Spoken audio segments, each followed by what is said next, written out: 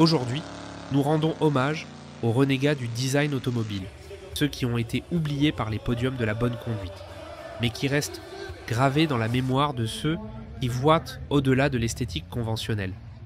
Ce sont des machines qui ont défié les normes visuelles, des voitures qui, malgré les moqueries, ont laissé une empreinte sur l'asphalte de l'histoire. Nous commençons avec une capsule orange sortie tout droit d'un univers parallèle, la Band Bug, lancée en 1970. Cette création britannique à 3 roues semblait avoir été conçue pour un film futuriste à petit budget. Sa porte basculante, qui s'ouvrait comme le cockpit d'un avion de chasse, offrait au conducteur une entrée spectaculaire dans un habitacle minimaliste. Équipé à l'origine d'un moteur de 700 cm3, puis modernisé pour passer à 750 cm3, dérivé de l'Austin Mini, la Bug atteignait environ 130 km/h. Son look défiait les conventions. Roues avant apparentes, carrosserie en plastique renforcée et une forme qui évoquait aussi bien des baignoires à roulettes que des insectes géants. Malgré cela, sa légèreté et son centre de gravité bas le rendaient étonnamment agile et amusant à conduire, comme un kart de rue excentrique. Avec un prix de départ d'environ 1300 $, la Band Bug était une proposition abordable pour les jeunes Britanniques désireux d'attirer l'attention. Si la Band Bug était une excentricité futuriste, la Volkswagen Thing misait sur la nostalgie militarisée. Basé sur le Kübelwagen de la Seconde Guerre mondiale, le Thing, ou Type Cent 81, a été initialement conçu à des fins militaires avant de conquérir les rues comme symbole de liberté. Avec sa carrosserie rectiligne, ses portes amovibles et son intérieur lavable, son charme résidait dans son authenticité. Il ne prétendait pas au luxe ou à la sophistication, mais offrait résistance, praticité et une personnalité décontractée. Son moteur arrière, dérivé de celui de la coccinelle, garantissait sa fiabilité, tandis que la version à 4 roues motrices lui permettait d'affronter les sentiers et les plages avec la même aisance. Lancé à environ 2700 $, il est devenu populaire auprès des surfeurs, des aventuriers et de tous ceux qui recherchaient quelque chose de différent. Puis vint la Porsche 914, l'héritière illégitime de 2 lignées distinctes. Fruit d'un partenariat entre Volkswagen et Porsche, la 414 divisa les opinions avec son look inhabituel. Ses phares rétractables, rappelant des yeux de grenouille, son arrière tronqué, son toit targa et son moteur central définissaient une voiture qui ne rentrait pas facilement dans une catégorie.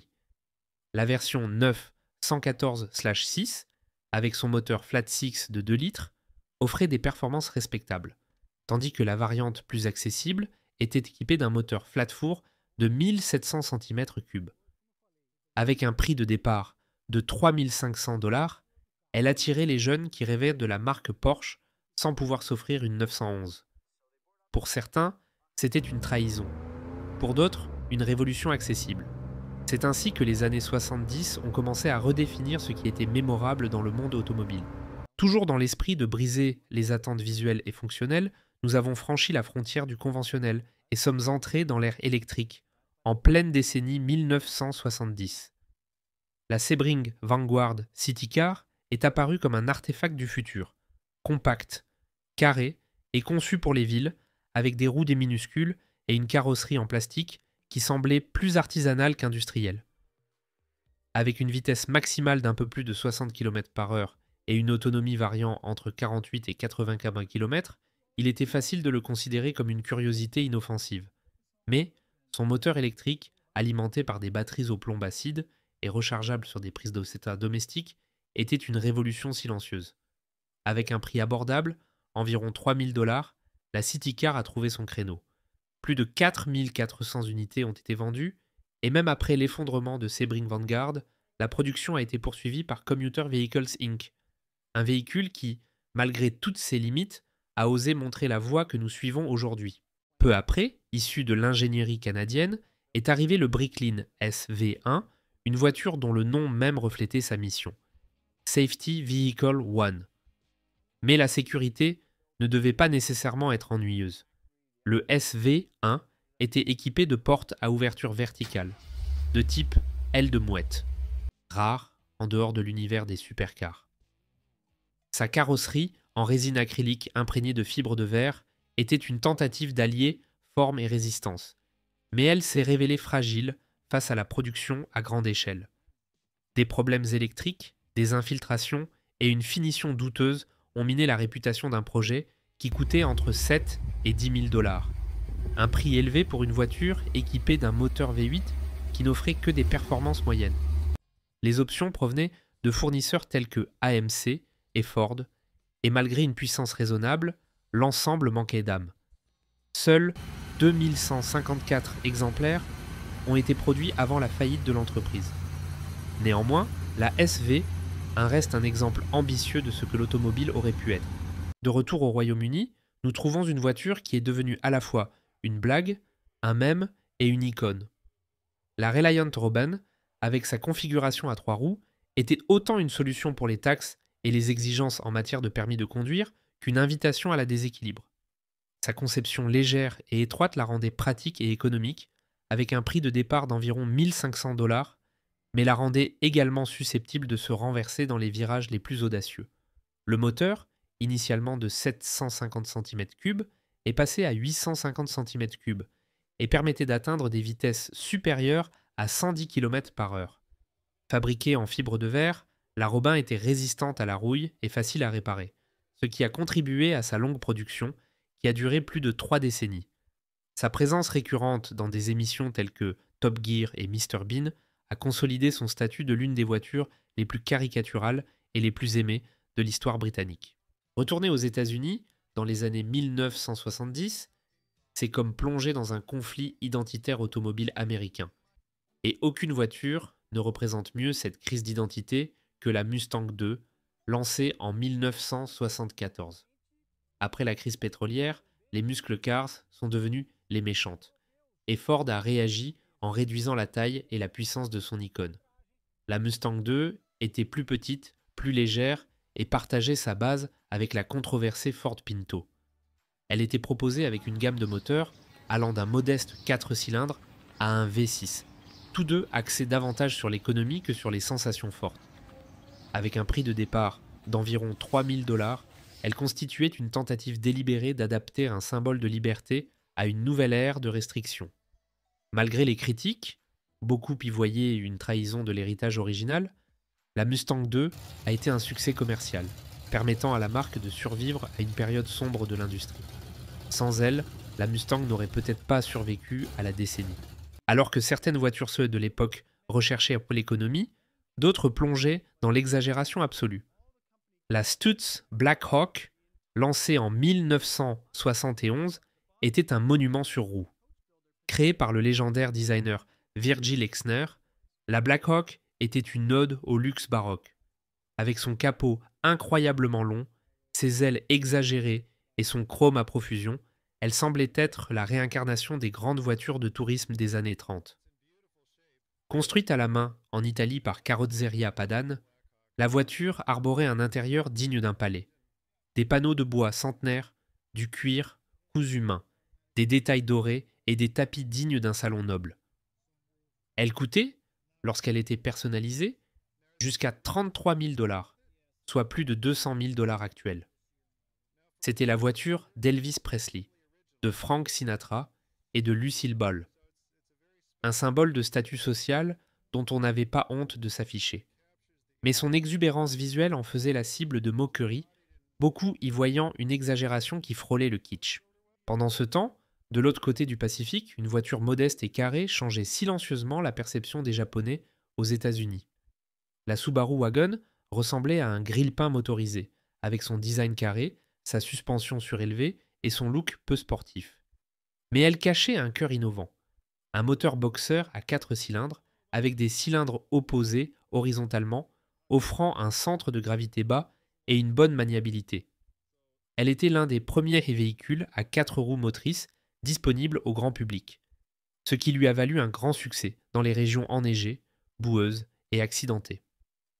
Son intérieur était simple, mais spacieux et pratique, avec un bon espace pour les bagages et les passagers.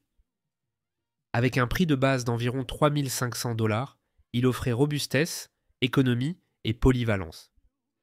Ce qu'il ne offrait pas en style, Il le compensait en fiabilité, devenant le précurseur d'une lignée qui allait façonner l'identité de Subaru pendant des décennies. En réponse différente à la crise et au changement de valeur des années 70, ils étaient laids pour certains, mais vitaux pour beaucoup. Dans la quête d'efficacité et d'originalité, peu de voitures ont aussi bien capturé l'esprit rebelle des années 70 que l'AMC Gremlin. Lancée le 1er avril 1970, oui, le jour du poisson d'avril, la Gremlin ressemblait à une blague, mais elle était bien réelle. Son arrière, abrupte, et sa carrosserie qui semblait avoir été coupée à la tronçonneuse lui ont valu des surnoms impitoyables, mais aussi l'admiration. Compact, étrange et délibérément irrévérencieux, il était une provocation à l'esthétique conservatrice. Équipé de moteurs à 4 ou 6 cylindres, le Gremlin se distinguait davantage par sa consommation modérée que par sa puissance. Avec un prix de départ d'environ 2000 $, c'était l'une des voitures les plus abordables du marché américain. En 1973, AMC a lancé une version Levi's, avec des sièges recouverts de jeans, des rivets en cuivre et des étiquettes cousues.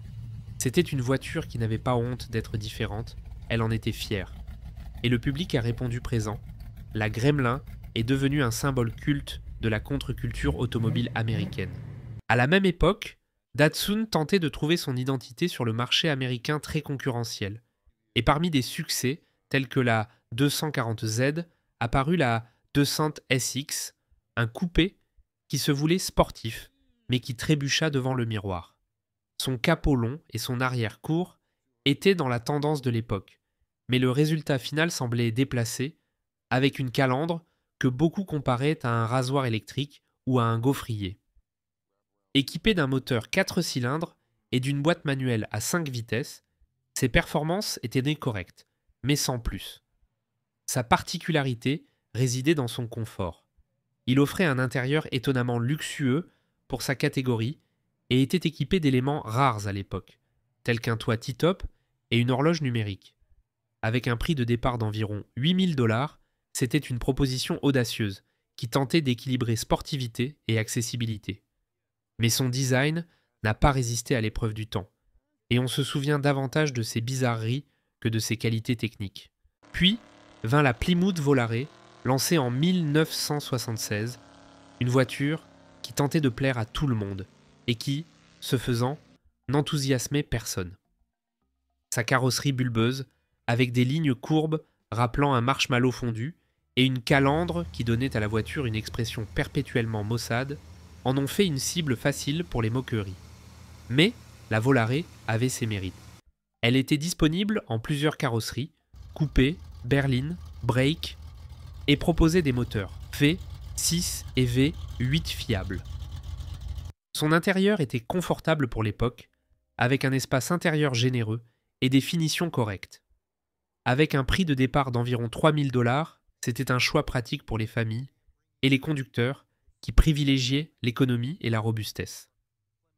Malgré son apparence discutable, la Volare a trouvé son public et est devenue courante sur les routes américaines au cours de la décennie. Son succès discret prouvait que parfois, la laideur l'emporte aussi.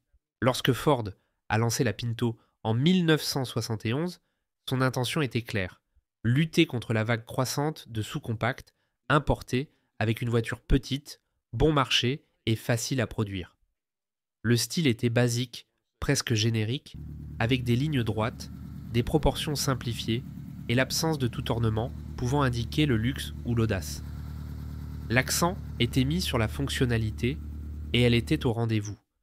Son prix de départ d'environ 2000 $ et son rendement énergétique l'ont rendu populaire auprès des consommateurs touchés par la crise pétrolière. Mais la Pinto n'est pas seulement connue pour son pragmatisme. Une erreur technique critique plaçait le réservoir de carburant entre l'essieu arrière et le pare-choc, le rendant vulnérable aux ruptures en cas de collision arrière. Plusieurs accidents mortels ont terni à jamais l'image de la voiture, entraînant des rappels et un scandale judiciaire qui a secoué Ford. La Pinto est passée d'une promesse de mobilité accessible à un symbole de négligence corporative, une tragédie sur roue qui redéfinit ce qu'est l'échec dans la conception automobile. Dans le but de concurrencer sur le même marché, Chevrolet a présenté la Chevette, lancée aux États-Unis au milieu de la décennie. Elle ne promettait ni innovation, ni beauté, ni émotion. La Chevette était l'équivalent automobile d'un appareil électroménager fonctionnel. Carré, sans charme, efficace. Son moteur de 1,4 ou 1,6 litres à 4 cylindres remplissait sa fonction, qui était de transporter le conducteur d'un point A à un point B avec un minimum de bruit. Pourtant, avec un prix de départ d'environ 3 000 $, elle a connu un succès commercial retentissant. GM l'a commercialisée comme une voiture mondiale. Et en effet, la Chevette a traversé les frontières sous différents noms, s'adaptant aux exigences de chaque marché. Son attrait résidait dans sa simplicité. Elle n'offrait pas de luxe, mais ne promettait pas non plus ce qu'elle ne pouvait pas offrir. Elle était facile à entretenir, économique et fiable dans les limites de ses capacités. Pour beaucoup, c'était leur première voiture. Pour d'autres, la seule qu'ils pouvaient s'offrir. Elle n'est pas devenue une icône, mais une statistique, ce qui, dans les années 70, était une victoire. Dans le cas de l'Oldsmobile Omega, le projet était plus ambitieux. Créé sur la même plateforme que la Chevrolet Nova, l'Omega se voulait une version plus raffinée et exclusive. Mais la similitude structurelle était impossible à cacher. Malgré des tentatives cosmétiques, comme une calandre en cascade, des phares doubles et des finitions en bois sur le tableau de bord, l'Omega ne parvenait pas à se défaire de cette impression de déjà-vu. Ses moteurs V6 et V8 offraient des performances raisonnables, et l'intérieur était confortable, avec un espace suffisant pour les passagers. Vendu environ 3 000 $, l'Omega attirait les consommateurs qui souhaitaient un peu plus de prestige sans payer le prix d'une Buick ou d'une Cadillac. Mais au fond, c'était une Nova sous un autre nom. Cela la condamnait à une anonymat raffiné, une existence sans scandale, mais aussi sans éclat. Dans les années 70, il ne suffisait pas d'être différent, il fallait survivre. À la fin de la gamme, on trouve une voiture qui arborait dans son nom même l'esprit de la décennie, l'AMC Rebelle. Lancée en 1970, la Rebelle était une berline de taille moyenne qui cherchait à séduire tous les publics et qui, ironiquement, a fini par en rebuter beaucoup. Ses proportions allongées, sa calandre disproportionnée et ses lignes trop droites donnaient-ils l'impression d'un véhicule assemblé à la hâte, sans identité claire. Certains le comparaient à un break mal déguisé, d'autres y voyaient une tentative ratée de muscle-car. Mais sous son apparence maladroite se cachait une certaine honnêteté. La Rebelle était spacieuse, confortable et offrait une large gamme de moteurs, du 6 cylindres au V8, avec des performances correctes. Son prix, à partir de 3 500 $, en faisait un choix économique pour les familles, à la recherche d'une voiture fonctionnelle. Elle n'était pas belle, mais elle était fiable. Et dans l'Amérique des années 70, cela voulait dire beaucoup. Presque au bas de l'échelle de l'industrie automobile de cette décennie, nous trouvons la Plymouth Cricket, une tentative de Chrysler de lancer une petite voiture britannique sur le marché américain. La Cricket était essentiellement une Hillman Avenger, avec un autre logo. Ses formes carrées et son look conservateur ne faisaient pas forte impression, et ses performances modestes n'enthousiasmaient guère. Le moteur 4 cylindres faisait ce qu'il pouvait, mais il était limité par une boîte de vitesse imprécise et une construction déjà dépassée à l'époque. Son seul atout était son prix. Un peu plus de 2 000 $, une aubaine qui séduisait ceux qui voulaient simplement un moyen de transport. Cependant, des problèmes récurrents de fiabilité et de finition ont conduit la Cricket sur le banc des accusés. Elle n'a pas fait long feu, mais on s'en souvient encore aujourd'hui, non pas pour son excellence, mais pour sa tentative frustrée de faire fonctionner quelque chose de simple. Et pour finir, nous terminons avec peut-être le plus emblématique des Les Adorables, l'AMC Pacer. Surnommé l'aquarium sur roue, le Pacer était large, bas et entouré d'une gigantesque surface vitrée, un concept audacieux qui promettait une visibilité totale et un style futuriste. Le problème, c'est que le design était, pour beaucoup, trop exagéré. Pourtant, son intérieur était étonnamment spacieux, avec une porte passager plus longue pour faciliter l'accès à l'arrière, une solution créative et, oui, pratique. Avec des moteurs 6 cylindres et un prix avoisinant les 3 300 $, le Pacer n'était ni rapide ni efficace. Mais il était différent. Et cela a suffi pour qu'il soit rappelé avec affection et ironie des décennies plus tard par une génération qui a appris à rire de ses propres choix. Ces voitures, avec leurs courbes inhabituelles, leurs proportions erronées et leurs audaces mécaniques, montrent que les années 70 ont été un terrain fertile pour l'imperfection créative. Ils n'ont pas réussi à être beaux, mais ils ont triomphé en devenant inoubliables. Si vous pensez aussi que l'histoire de l'automobile est faite autant par les icônes que par les rejetés, aimez cette vidéo, abonnez-vous à la chaîne et partagez ce voyage avec ceux qui apprécient pour l'improbable. Et si l'un de ces véhicules a touché votre mémoire, votre enfance ou votre goût particulier pour les mécanismes improbables, pensez à laisser un don, quel qu'en soit le montant.